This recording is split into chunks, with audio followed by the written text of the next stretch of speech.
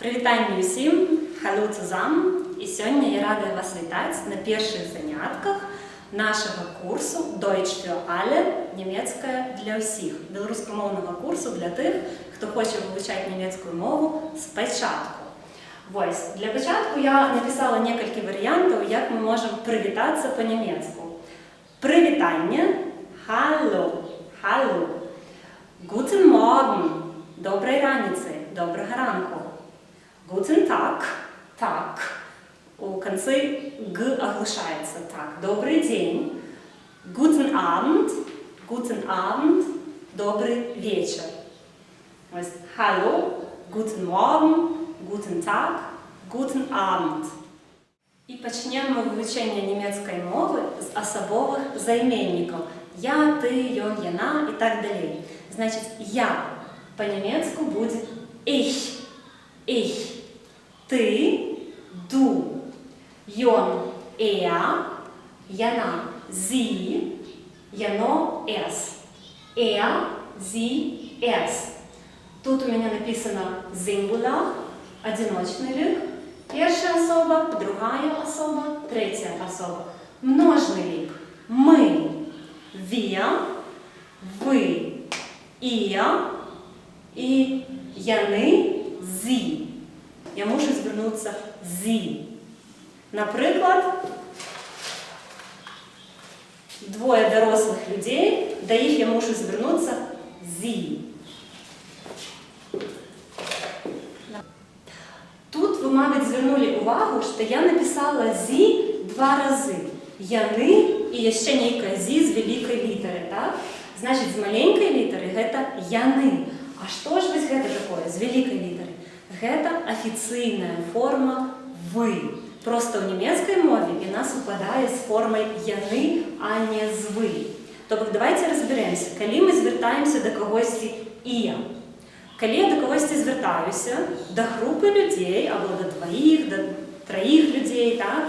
І до кожного з їх я можу звернутися на «ти», до групи я звертаюся «ія», «ви».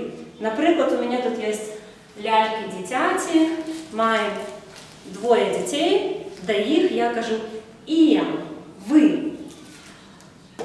«зі». Коли ж я кажу «зі»?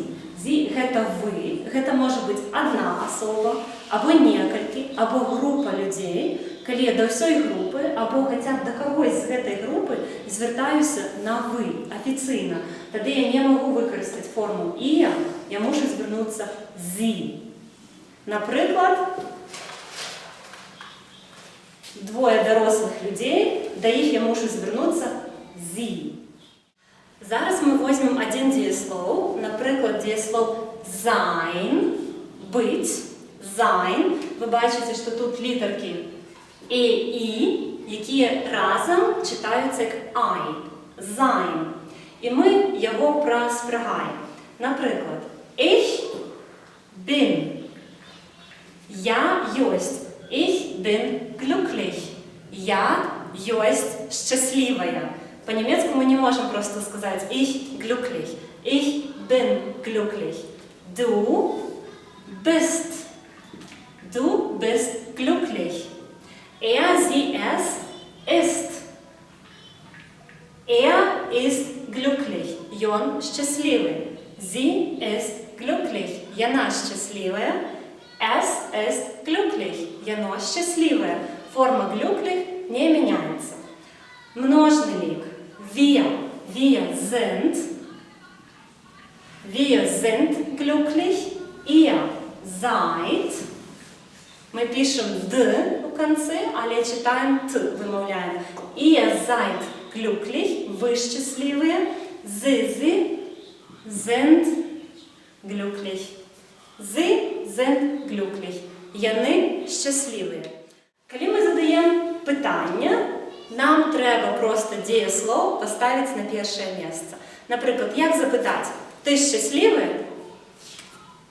Bist du glücklich? Яна щаслива?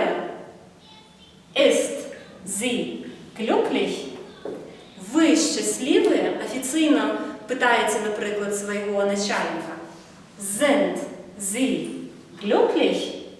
І зараз ми трошки з вами попрактикуємося, ви будете робити невеличке задание. Для практики, для того, щоб потренувати наш новий навик, я пропоную вам вивчити таку фразу zu Hause. Zu Hause. Дома. Наприклад, ich bin zu Hause. Я дома. А зараз я буду казати по-білоруську ніяку фразу, трошечки спинятися. Ви за цей час відказуєте, а потім я кажу правильний відказ. Добре, щоб ви могли перевірити. Починаємо. Йон дома.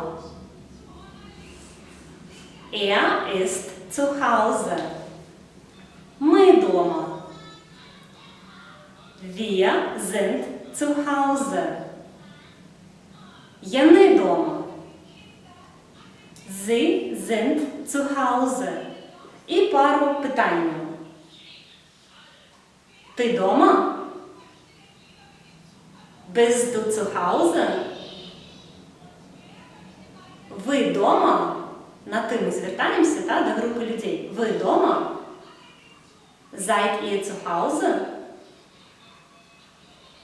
Яна дома? Ist sie zu Hause? Сподіваюся, вам сподобалося сьогоднішнє відео і ви захочете притягнути навчання разом зі мною в народній мові. Всім дякую за увагу!